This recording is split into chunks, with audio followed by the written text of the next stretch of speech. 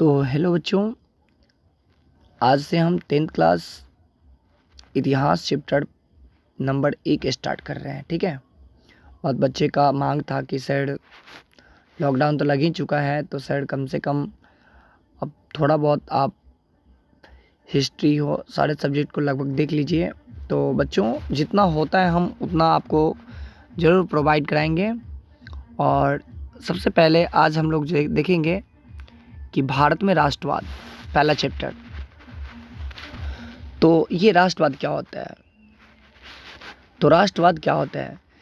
राष्ट्रवाद अगर किसी व्यक्ति के अंदर मतलब कि अपने देश के लिए, अपने देश की भलाई के लिए कुछ मतलब कि कोई भावना अगर उत्पन्न होने लगे तो उसे हम राष्ट्रवादी कहते हैं, है ना। और देश के लिए कुछ करने लगे तो उसे हम राष्ट्रवादी कहते हैं।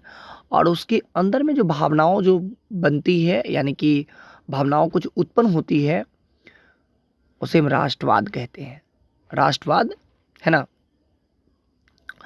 तो बच्चों आप जानते होंगे कि ये इस तरह के ये बातें कौन सोचे, कैसे आया, नहीं आया।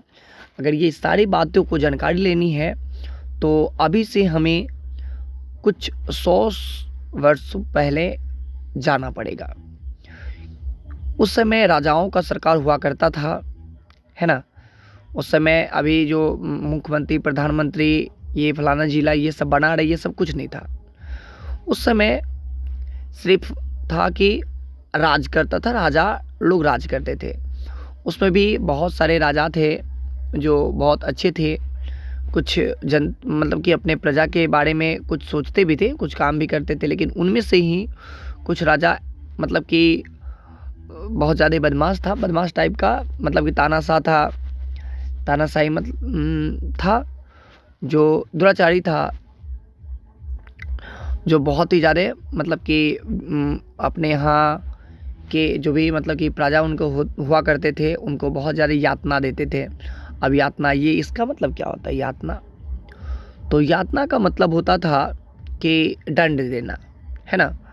मतलब कि वो जो ज़मीन को दे दिया उसको करने के लिए, वो ज़मीन मतलब कि जो ज़मीन पे दे दिया उसको काम करने के लिए उसको वो करना है, चाहे वो मरे, उसको बचे या ना बचे, उससे उसको मुनाफा है या फ़ायदा है, नहीं है ना। मतलब कि अगर आपको ज़मीन अगर दे दिया करने के लिए, उसमें उस ज़मीन में आपको उपज हुआ, बारिश के कारण, बाढ़ के कारण ढह गया, आपको मतलब कि कोई ये अगर आ गया, आपदा आ गया, उसके कारण नष्ट हो गया, तो कोई उपाय नहीं है। फिर भी उनको जो आपको जो लगान कस दिया उनको देना ही पड़ेगा, है ना। तो ये सारी भावनाओं सबसे पहले कहाँ से जगा, कैसे जगा, है ना। तो ये भावना यूरोप में जगा, और यूरोप में भी कहाँ, तो फ्रांस में, है ना। तो बच्चों यहाँ पे कारण क्या था ये सब होने का? तो ये कारण था कि राजा था दुराचारी था, है ना।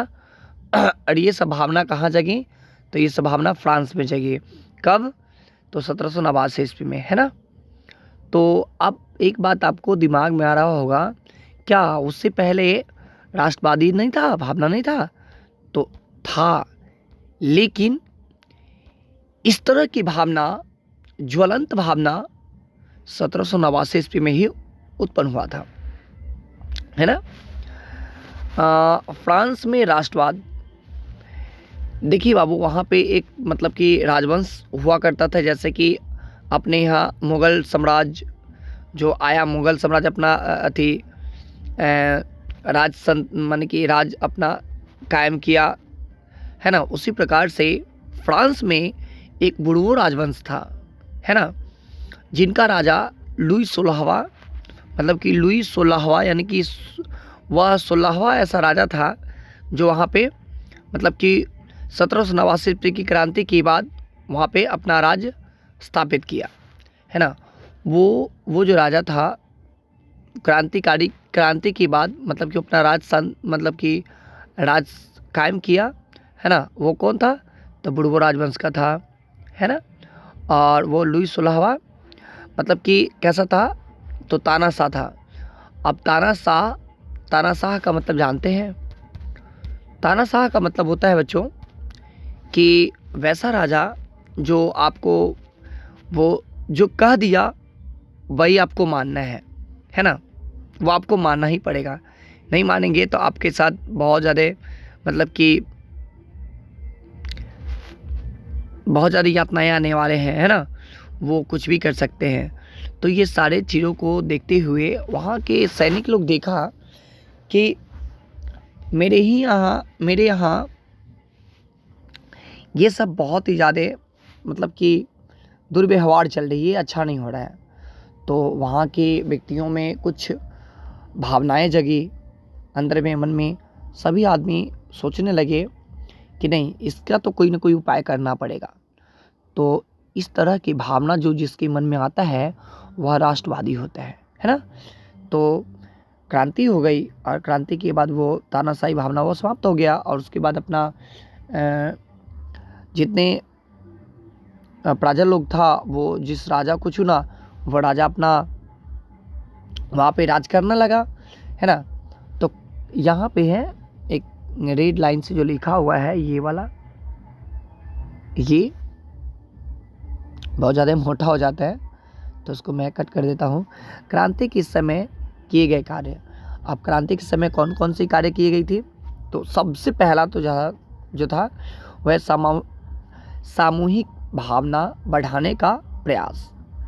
सामूहिक भावना क्यों भाई, अकेला तो होता नहीं है, तो एक समूह को एकत्रित किया और इससे मतलब कि वहाँ पे जो तानाशाही चल रही थी वो समाप्त करने का प्रयास किया और किया भी, समाप्त भी कर दिया। लेकिन ये सब कैसे होता, नहीं होता, तो इसके लिए बहुत सारे मतलब कि मनों में विचार उत्पन्न हो रही थी। तो सभी ने सोचा कि अपने अपने हितों के लिए ऐसा अगर सोचे तो फिर कोई यहाँ के व्यक्ति मेरे पक्ष में नहीं होंगे। तो उन्होंने सोचा कि क्यों ना मैं इस तरह का भावनाओं सोचूं जो कि सारे मतलब कि फ्रांसीसी आए और फ्रांस के लोग आए और यहाँ पे मेरे साथ एकजुट हो। तो उन्होंने कहा कि यह मेरा यानी कि पितृभूमि नागरिक, मतलब यह पितृभूमि नागरिक है ना। तो समान झंडा मतलब कि वहाँ पे जो था ना, मतलब कि अलग अलग राज्यों में अलग अलग जगहों में, जैसे कि आप अभी जिला जो है, तो हम लोग जिला तो पहले था नहीं, लेकिन हम लोग जिला का मतलब कि नाम दे करके भी बताना चाहेंगे कि अलग अलग जिला का अलग अलग झंडा था। तो उन्होंने सारे झंडा को हटाने का काम किया और सारे झंडा हटा करके उन्होंने सिर्फ एक झंडा तैयार किया जो था फ्रांस में, एक ही झंडा तैयार किया जिसके नीचे क्या था कि उन्होंने कहा कि यह मेरे सभी को यानी कि पितृभूमि नागरिक है। हाँ, तो सभी आदमी एक झंडे के नीचे आ गए और सभी आदमी मिल करके मतलब कि अपना संघर्ष किए और जिसका परिणाम बहुत ही अच्छा हुआ। तो क्रांति की बात किए गए कार्य। तो क्रांति के बाद क्या क्या चीज़ हुआ? जब क्रांति हुई, क्रांति इतना जल्दी तो समाप्त नहीं होगा, बहुत सारे लड़ाई कट हुए, मारपीट हुए। तो क्रांति जब हुई उसके बाद, क्रांति के बाद होता है ना कि अब क्या क्या चीज़ मतलब कि नियम कानून लागू होना चाहिए। तो वहाँ पे नियम जो बना क्रांति के बाद वो था नया संविधान। एक नया संविधान का, अब संविधान क्या होता है भाई? तो संविधान वह एक ऐसा किताब होता है कि जिससे कि पूरे देश चलता है ना, पूरे देश का शासन उस पर चलता है ना बच्चों जी। तो नया संविधान बना और सभी को समान अधिकार। अब वहाँ पे जो था अधिकार सबका अलग अलग था, मतलब कि कुछ रुपए पैसे वाला का अलग अलग अधिकार था। लेकिन जब वो क्रांति हुई, क्रांति के बाद बहुत सारे जीत मिली, उसके बाद उन्होंने माने कि सभी को समान अधिकार प्राप्त कर दिया। समान अधिकार का मतलब सबको अधिकार, समान जीने का अधिकार है। सही बात है भाई। तो आइए आगे है, उसके बाद है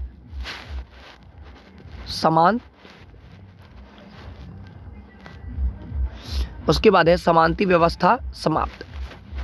अब भाई ये समानती व्यवस्था क्या होती है, सबसे पहले ये जान लीजिए। तो समानती व्यवस्था होती है कि हमारे ही देश में आकर के और मेरे ऊपर ही राज करे और हमें ही हुक्म चलाए, हम पे ही हुक्म चलाए, है ना। तो ये सारी चीज़ ये सबको समानती व्यवस्था कहते थे। जैसे कि अगर आपके घर में कोई दूसरे व्यक्ति आकर के और आप पे हुक्म चलाएगा, क्या आपको अच्छा लगेगा क्या? नहीं। तो ये सारी चीज़ को समाप्त कर दिया गया। कब? क्रांति के बाद। उसके बाद है यहाँ पे ये लाइन थोड़ा सा देखिएगा, स्टेजेज, यानी कि स्टेजेज होगा यहाँ पे, स्टेजेज जनरल, मतलब कि नामक एक मतलब कि संस्था था वहाँ पे फ्रांस में, जो कि हम लोग के यहाँ जो है मतलब कि कहाँ जहाँ पे मतलब कि सरकार बनती है, उसको क्या बोला जाता है, कौन सा भवन बोला जाता है, राजभवन ऐसे कुछ बोला जाता है, ठीक है। तो वहाँ पे वही नाम करके यानी कि नेशनल असेंबली बनी थी, है ना, जहाँ पे आंतरिक आयात निर्यात शुल्क यानी कि शुल्क समाप्त। अच्छा, आंतरिक आयात निर्यात शुल्क समाप्त, ये क्या होता है? आंतरिक निर्यात क्या होता है? तो आंतरिक निर्यात होता है कि जैसे कि अगर आप बिहार से झारखंड या झारखंड से बिहार आते हैं, है ना, तो झारखंड में कोयला का मूल्य अगर वही 20 रुपया हो और यहाँ आने के बाद वह 15 रुपया हो जाती है, तो कितना का बढ़ोतरी हुई?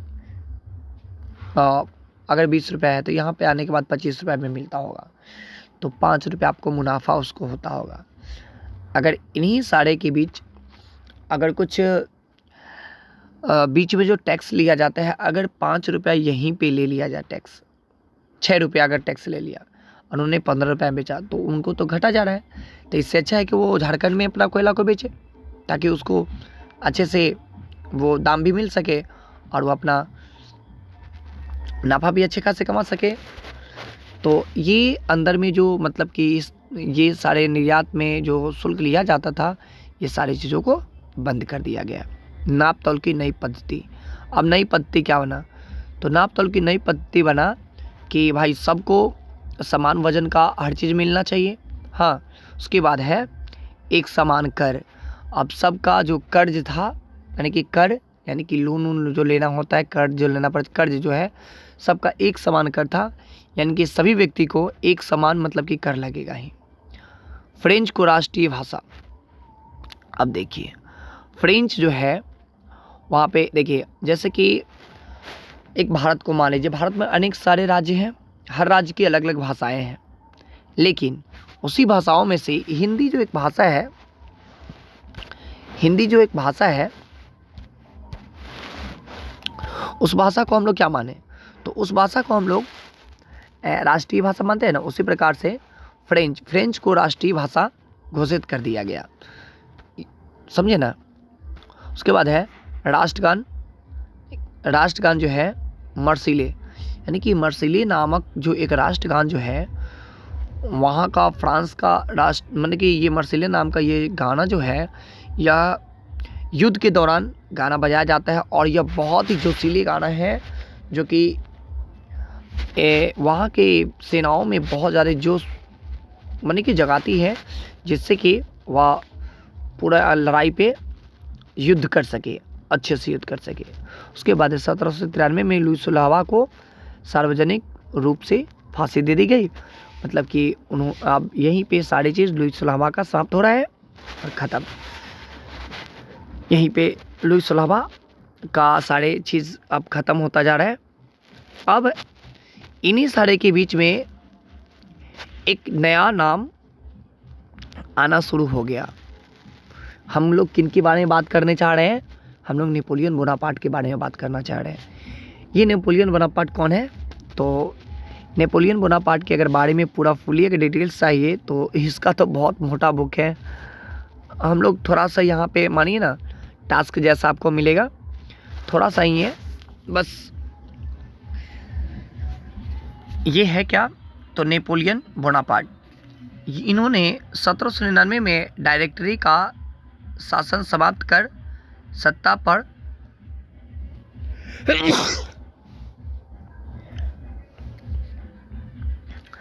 क्या है, 1799 में डायरेक्टरी का शासन समाप्त कर सत्ता पर काबिज।